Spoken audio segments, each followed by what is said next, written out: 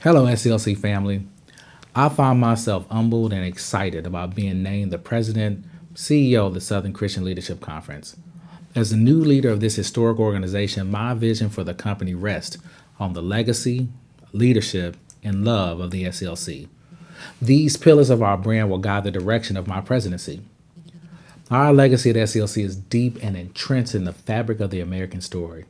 From our founding in 1957 under the stewardship of our founding president, Dr. Martin Luther King Jr., SCLC has been monumental in moving America closer to her ideals of ensuring that everyone has the right to life, liberty, and the pursuit of happiness, especially our organization's role in the passing of the Voting Rights Act and Civil Rights Act, as well as pivotal civil rights movements, including the Selma to Montgomery March, the St. Augustine movement, and countless sit-ins and marches and movements.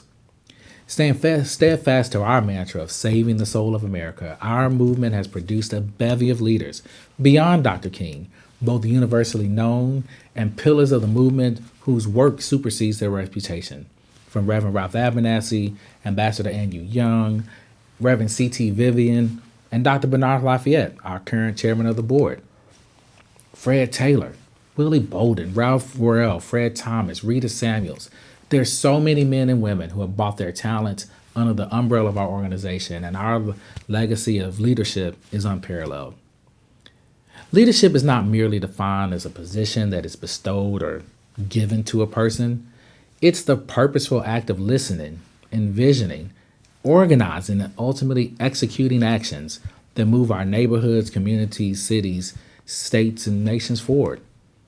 As the newly appointed President CEO, I am fully committed to the work, sacrifice, and humility that leadership demands. We will support our chapter network, making it easier for them to impact their communities that they serve in, while hoping to expand our footprint to ensure that more Americans and more neighborhoods can lean into and depend on the resources and activism of the SCLC.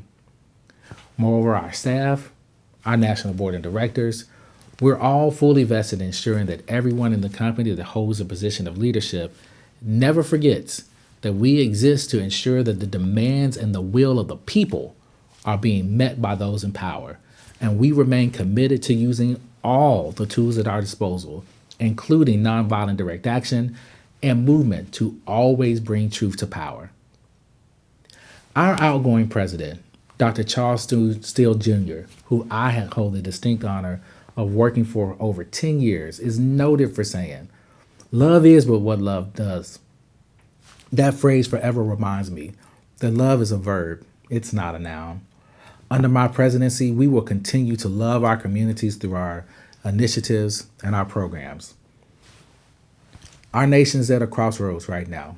We're having one of the most consequential votes for national office that we've ever had.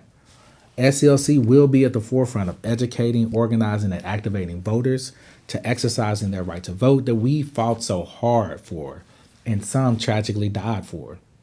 Beyond voting, we will be engaged in a wide swath of issues that are ever present at our kitchen tables: wage and wealth inequality, police and justice reform, fair housing practices, equitable economies, medical discrimination.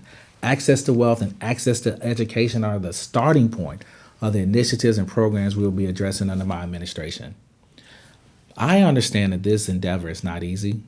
I'm appreciative, though, that I have had the opportunity to work for four presidents of our conference, most notably the time I spent with Dr. Steele.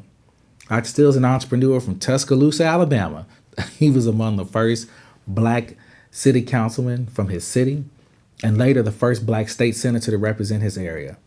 He taught me firsthand that hard work and the relentless pursuit of relationships are required for success.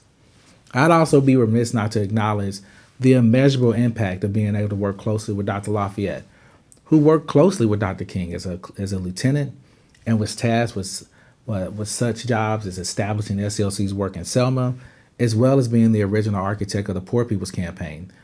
Dr. Lafayette is also known as one of the world's foremost authorities on the Kenyan nonviolent steps and principles.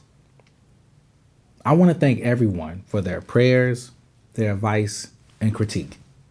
As we walk into a new era of the SCLC, I welcome each of you to reach out to me and join this journey with me. Together, SCLC's legacy, leadership, and love will continue to beacon of hope, equality, and keep America closer to finding her destiny. Thank you.